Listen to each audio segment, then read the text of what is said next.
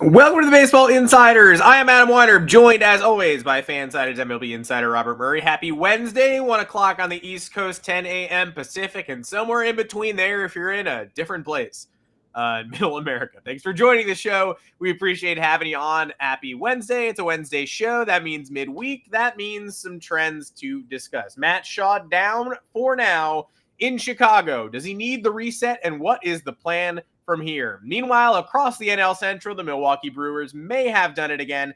The NL West, by the way, is insane, and some love to someone who should have been my Rookie of the Year pick, but I picked the wrong guy on his team, and that's my bad. And to take me through all of this and open his notebook is Fansided's MLB insider Robert Murray. Robert, how you doing, man? I'm doing great. It feels good to be here. A bit of an early show today because it is Wednesday after all. It is hump day, which happy hump day to you, Adam.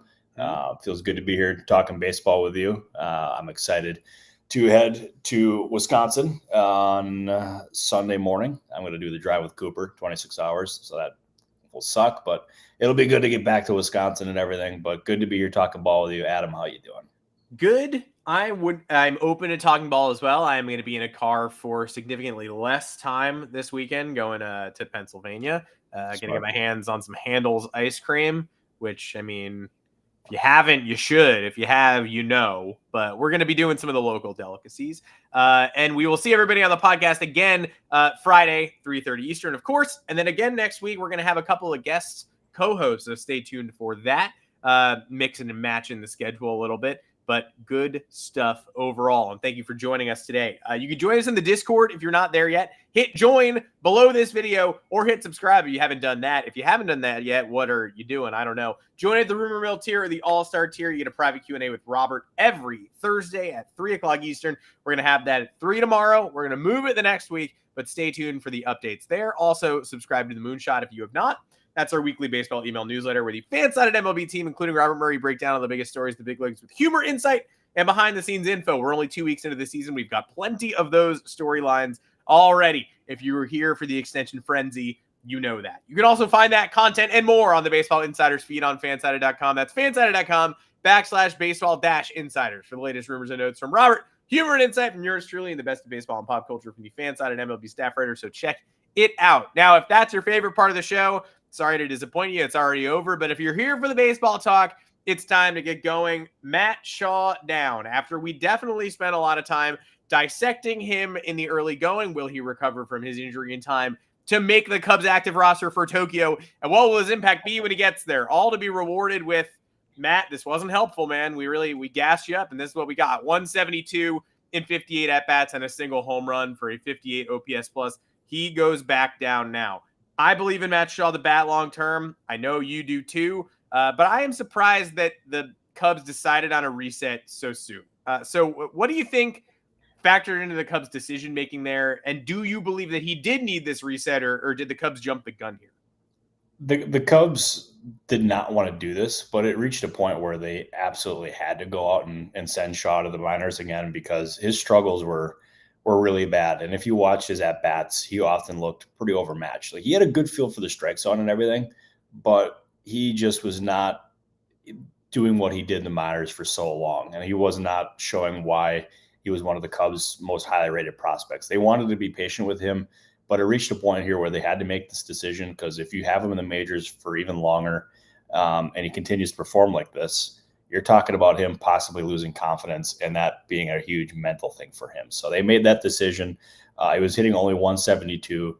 And as Jesse Rogers of ESPN pointed out, he was in the bottom 2 percentile in exit velocity, which not good. That is very not good. I am still very high on Matt Shaw's future. I think he's got all the ingredients to be a very, very, very good player.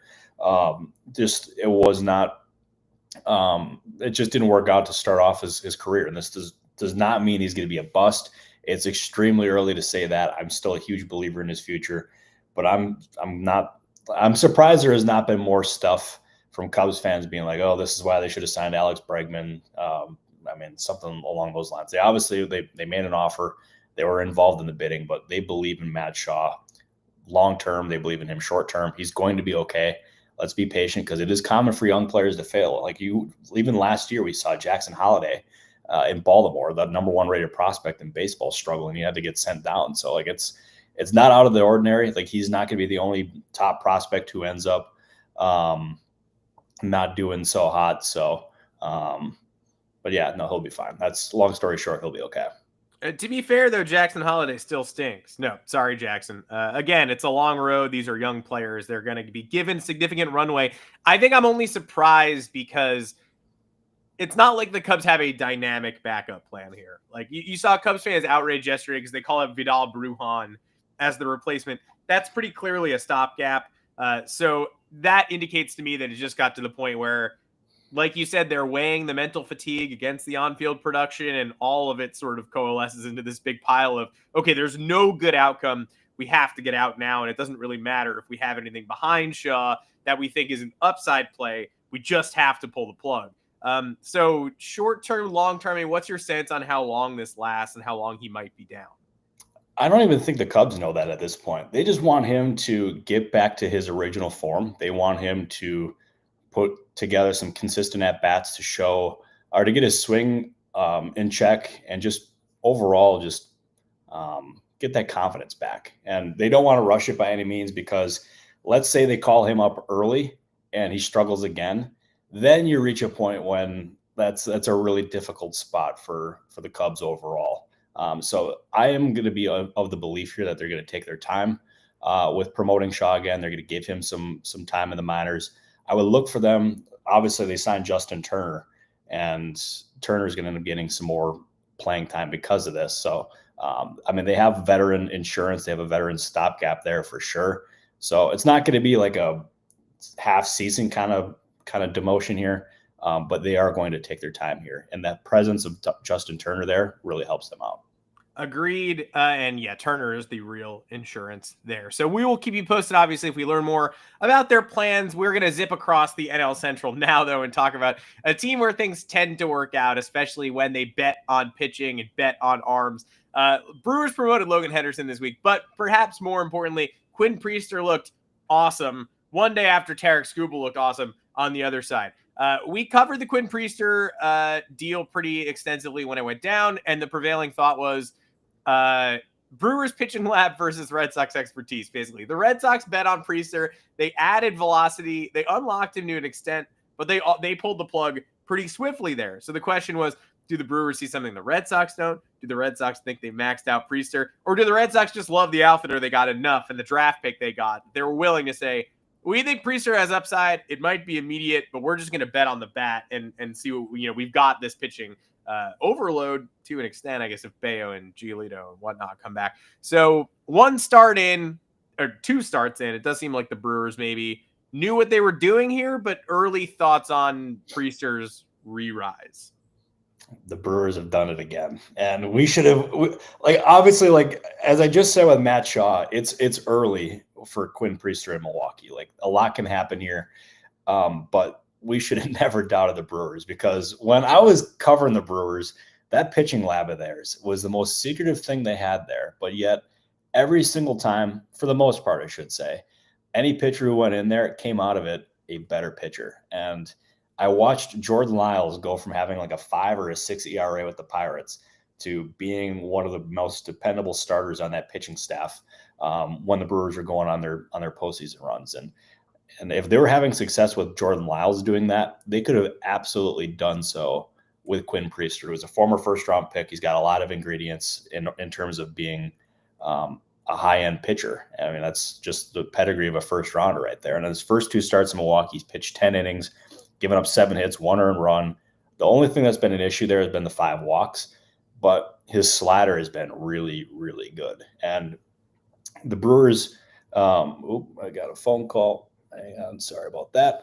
Hang on. Must take situation? No, it is not. Here, hang on. Give me a sec. I got to mute yourself, and I'll dance a little bit for the fine folks watching. Stay tuned. But no, we're good. Okay.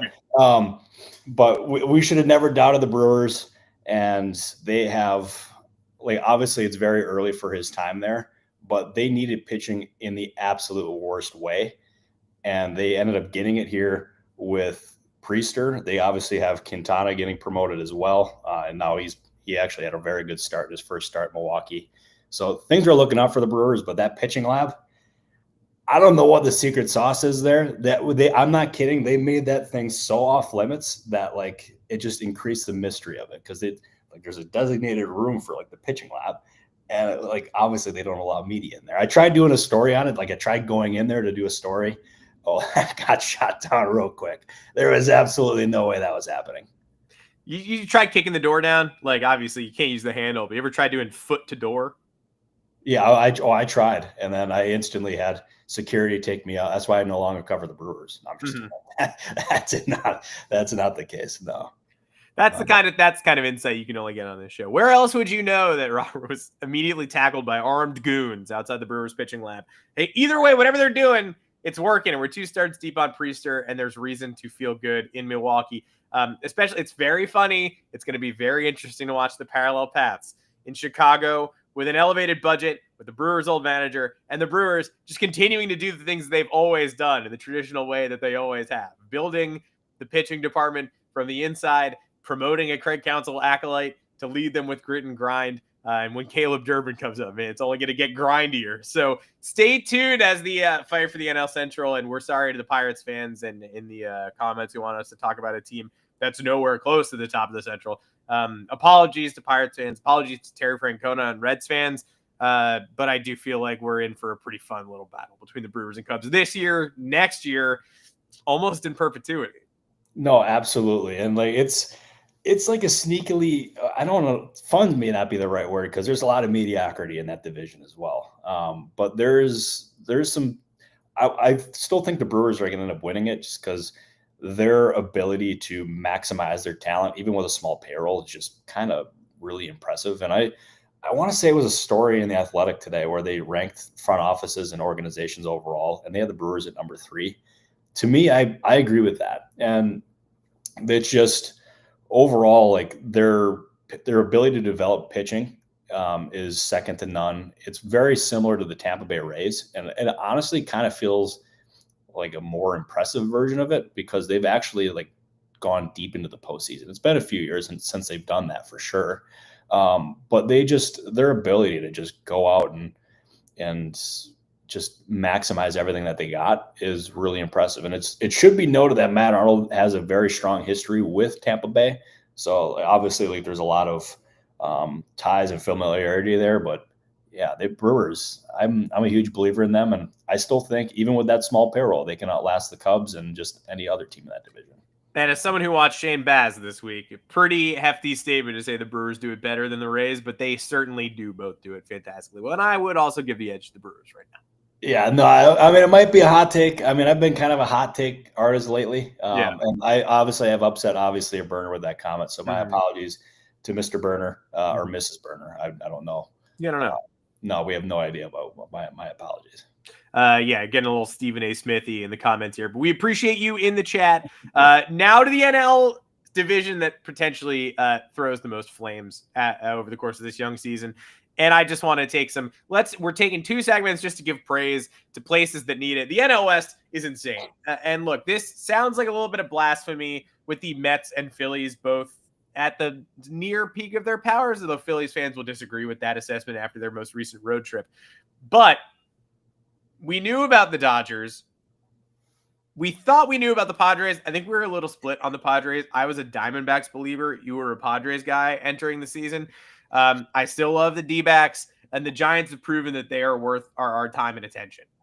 Whether Jung Hoo's hitting 350 or not, they've got that 2021 feel in the early going. And they're playing a fun as hell series in Philadelphia right now with both sides sort of trading haymakers. That said, Mets, Phillies, I think are 2 playoff teams. The Atlanta Braves, we put out a video on YouTube saying don't discount them yet. That's getting a lot of interaction from Braves fans who say, we suck, count us out. I won't. But hey, we've got 2 great teams in the NL East. We've got 2 great teams in the NL Central. We've got 4 potential haymaker throwers in the NL West. Is it blasphemy to say that could be, by the end of the year, a 4 playoff team division? Is that taking things a step too far? I don't think so. Like, if you look at it, obviously the Dodgers are going to end up being in there. And obviously the favorite to win the World Series. But the Padres are legit, man. They are playing a very, very fun brand of baseball. And Mike Shildt has really got that team cooking. And they obviously have the star power. Tatis, Machado, you name it. The pitching staff is really good. Their bullpen's good. Like overall, that team is just, there's a lot of ingredients there to be just a long-lasting juggernaut team, which to me, if any team in baseball, or especially the National League, I think they got the best shot at knocking off the Dodgers. And last postseason, they almost did it. So I'm a huge believer in the Padres. Drew's not even here to hear me say that. So bad looks by Drew because he's sleeping. But this is a Padres fan over here. I'm a huge believer in them. So go Padres. The biggest surprise to me, though, is the Giants. And I thought that was a team that was still some pieces away, but their pitching, obviously, like they got pieces there. But their offense with Chapman, with Adames, with Jung-Hoo Lee, they have the star power in order to really have one of the better offenses in recent Giants history. Or not history is the wrong word, but recent Giants seasons, I should say. So I think they're here to stay. And they also got Kyle Harrison in the minors, and he'll come up at some point. He'll be useful, whether it's in the rotation or the bullpen or whatever. The Diamondbacks, obviously, they were just in the World Series a couple of years ago.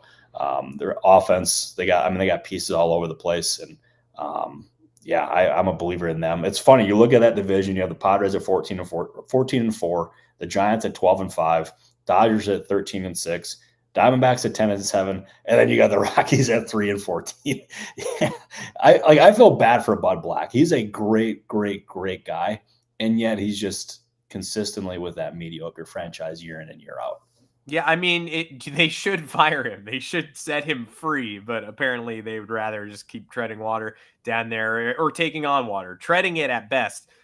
Shout out to Gavin Sheets, too, non-tendered by the White Sox instead of Andrew Vaughn. I don't know if the White Sox regret that decision yet. I don't know if they will long term, but at this point, I'd be giving significant side eye to what's going on in San Diego. We talked about the upstart and maybe the surprises there. After 2.5 weeks or whatever, you've absorbed it. Are the Dodgers the team that's impressed you most in the short term, looking forward to the long term, or have the Padres or Giants maybe leaped ahead of them in your mind? What will it take for somebody to upend the Dodgers in terms of your mental order of standings? That's a good question. I would say the Padres have impressed me the most, and they're playing what looks like a World Series caliber level of baseball, and they're having a lot of fun. They're putting up great numbers. They're beating really good teams.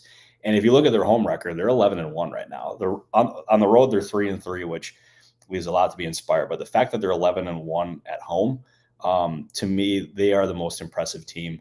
I would even put the Giants above the Dodgers at this point in terms of the teams that are impressing me the most. The Dodgers, to me, are going to outlast the Giants. I don't think that's a hot take at all.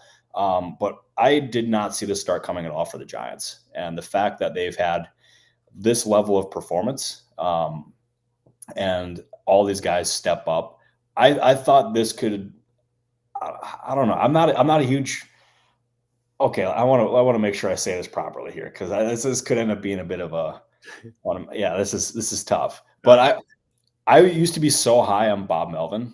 And I was starting to think, okay, this could end up being his last season in San Francisco, maybe his last season managing ever. But he's got that team cooking right now, and they really enjoy playing for him. And you got to wonder how much the changing of the guard of Farhan Zaidi to Buster Posey really helped out that organization, because it feels like an actual baseball team again, rather than just a huge group of nerds running it. And you can even, like when I was there visiting the Giants in spring training, you could even feel in the clubhouse too. Like they were actually having fun and loose again and not looking over their shoulders. And like we said, you better be sure if you're making that decision, because you cannot fire Buster Posey, the only head honcho with a jersey on sale in his team store. And so far, so very good in San Francisco. So I'm having a great time with the NLS. We're going to keep our eyes on that all year long. And I would love And look, hey, maybe the outcome is just the Dodgers leave the regular season more battle tested than they would have otherwise, and they go through the playoffs and torch everybody. It's possible, but I do think the longer we can keep this holding on, the better.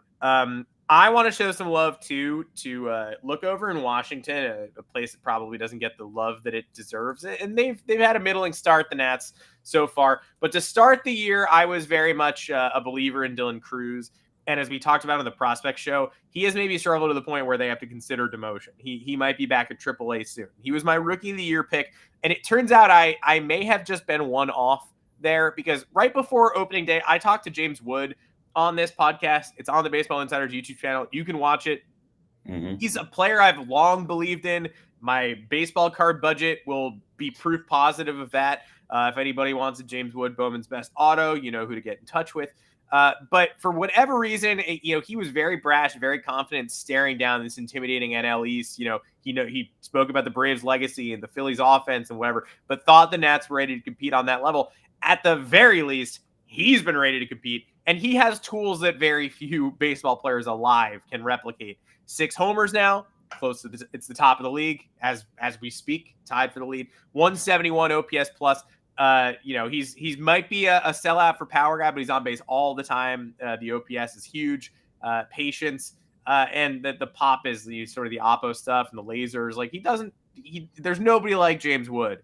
There are very few people like James Wood alive on planet Earth playing the modern game. So the Nats may not be ready, but steps forward from Mackenzie Gore and James Wood making sort of the leap that we were all hoping for. He may end this year as the rookie of the year in the National League. And I'm not going to crown him yet, but I am going to say I'm surprised at myself for not being able to look just one step over and say, all right, Dylan Cruz is great, maybe great, but man, there's a one of one here in the Nationals clubhouse. No, you gotta be ashamed of yourself for not hyping him up more. I looked him in the eyes, and then I was like, Dylan Cruz, the rookie of the year, by the way. It's like, okay, idiot. Terrible. But I'll tell you, he had the most impressive home run of the season so far. It was against the Marlins, and it was an oppo shot that it was to left center, and it was just like there's not many players who can end up hitting a home run in that situation, but it was like it even left the broadcast kind of baffled. So I'm really glad you mentioned his oppo power, because it's just there's not many players who are built like James Wood, and that was obviously when the Padres made the trade, getting Juan Soto, parting with all the prospects that they did was really difficult, because James Wood, they knew he was going to be a star in baseball. Mackenzie Gore, if everything went right, was going to be one of the better pitchers in baseball. They gave up more in that deal as well. It's not like it's just those two. They gave up an absolute historic haul to get Juan Soto, and that was going to be what fueled that rebuild there in Washington. And like as you said, they're not ready quite yet. There's some time away from getting to that point, but James Wood is a freaking impressive player, man. He is awesome. So I'm glad you highlighted him, because it's going to be a year or two. Could even happen this year, but he's going to be one of the faces of baseball before too long. And we're already starting to kind of see it now. Yeah, I would love to see him at the All-Star game down in Atlanta. I've got my eyes on Lawrence Butler, too, who I know has his eyes on being at the All-Star game down in Atlanta. He made that very clear when he spoke this offseason about his goals. So hopefully we get at least one, if not both. Would be great to touch base with those guys at the Midsummer Classic. Okay, I'm going to get a little somber. I wasn't planning on doing this, and then I remembered I did want to talk about it. So one of my favorite things to do on the Baseball Insiders, it's sad, but it's to pay tribute to people who deserve it. I don't know if everybody read the Athletic story about Bobby Jenks this week, undergoing cancer treatments for a diagnosis that I think we all suspected for a while was pretty dire and now has been revealed to be terminal. And he's coming at it from the right perspective of basically saying he's setting goals for himself, however long this life lasts, these are things that I want to do. This is a level of normalcy I want to get back to. And he needs help, and hopefully hopefully he gets the help that he needs. But I want to circle one weekend on the calendar that I maybe wasn't looking at, and now is sort of a guiding light for the way I'm watching baseball. Now, he mentioned a nebulous sort of 2005 White Sox 20th anniversary reunion. I believe that to be the 11th, 12th, and 13th of July. They're unveiling a statue for Mark Burley. Fans get a replica statue on Saturday, and then a Burley, John Garland, Freddie Garcia, Jose Contreras bobblehead on Sunday. Those 2005 White Sox are already a team that does not get talked about nearly enough. The 2004 Red Sox, no surprise to hear me do an anti-Red Sox tangent on this podcast, but probably the most celebrated modern team of all time, breaking the curse, families, hugging families, or, and absolutely. And it was 86 years without a title, and that was huge. The White Sox the very next year broke 88 years without a title. Longer. How often do you hear about that? There are generations of White Sox fans. That team is the team for them, and Bobby Jenks is the closer. They won 4 games in a 4-game sweep in the World Series. They were all razor thin, and he closed out a 1-0 game to end it. So he wants nothing more than to make it to that weekend in July. I know his teammates feel the same way. He's going to do everything in his power to do so, and I want everybody to be aware of that weekend, be thinking about the White Sox as it approaches, because now I sort of have that circled on my calendar as, okay, one of the great things about baseball is the emotional brotherhood. That's going to be a weekend where it's all on display. And let's really hope that they're able to fulfill their goal there. No, 100%. I'm glad you ended up highlighting that, because I read that story from Sam Blum in The Athletic, and it detailed his house burning down in the California wildfires, and then it detailed his terminal cancer diagnosis. And like, Bobby Jenks is a really respected dude. Like, you talk to anybody around the White Sox or just with those teams back then when he was part of them, his impact was pretty clear. So go out and read Sam's story and go out and support Bobby Jenks, because that is a really good baseball man, just a good man overall. And he's been dealt a really tough hand, but his mindset and his determination is to be admired and respected. So all of our love here to Bobby Jenks. That was a tremendous shot by you, Adam. Let's go support him, because I think he needs us right now for sure. Agreed. And thanks to everybody for sticking it out through that. We will see you again on the Baseball Insiders on Friday afternoon, 3:30 Eastern time. Robert's got a Q&A in the Discord tomorrow. If you aren't subscribed to the channel, we'd love if you would do that. If you haven't joined, that option's open for you too. And if you're an audio listener, we love you as well. Join us and subscribe on your preferred podcast platform. We're here 3 times a week, plus the Prospect Show with Eric Cole on Tuesdays, interviews, insiders, special guests, co-hosts, and more. Robert Murray, we did it again. We didn't know if we were going to get through a Wednesday show. Hey, what's a Wednesday show mean? Turns out it was pretty good. I like the Wednesday show. I like the Wednesday shows too. They're a good time, even though I got interrupted by a phone call, which did not need to be answered, but I will have to make that conversation or make that call and have a conversation after the show here today. So I don't know exactly what that will bring, but hopefully it's good stuff at least. I did think I was going to be breaking some news early this morning. I thought I had one in the hopper. Text came in at about like 3:30 this morning. So I'm thinking, okay, there's got to be like a bunch of truth to it. And then I made some calls and some texts, and I was told, no, that is actually not the case. So I felt like a huge idiot. But nothing better to start the day than being called an idiot or feeling like an idiot before you've even had one sip of coffee. But that was my morning. But I am not an idiot. Adam, you are definitely not an idiot. Everyone in the comments, we love you. You are as bright as the sun. We love you, and we will be back here on Friday. Adam, you got to take over. Yeah, what the hell?